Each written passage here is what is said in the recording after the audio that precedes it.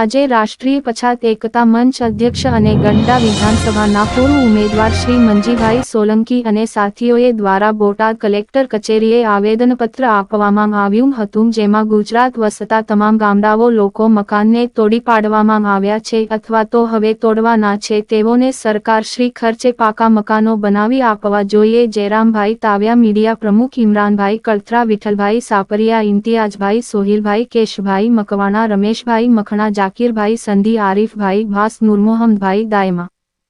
કે તમારું નામ? મારું નામ જયરામભાઈ તાવ્યા, રાષ્ટ્રીય એકતા મંચના મહામંત્રી। મેં આજે કલેક્ટર સાહેબને આવેદનપત્ર એટલા માટે આપવામાં આવ્યા હતા કે આજે ગુજરાતની અંદર જે દબાણ હટાવ ઝુંબેશ ચાલી રહી છે તેમાં ગરીબોના મકાન જ્યાં હતા ત્યાં બધે પાડી દીધા છે। સરકારે કોઈ જગ્યાએ વ્યવસ્થા કરી દીધી નથી અને અમારું એવું કહેવાનું છે કે પહેલાં સરકારને કે તમે પહેલાં એને વ્યવસ્થા કરી આપો, પછી તમે દબાણ હટાવો।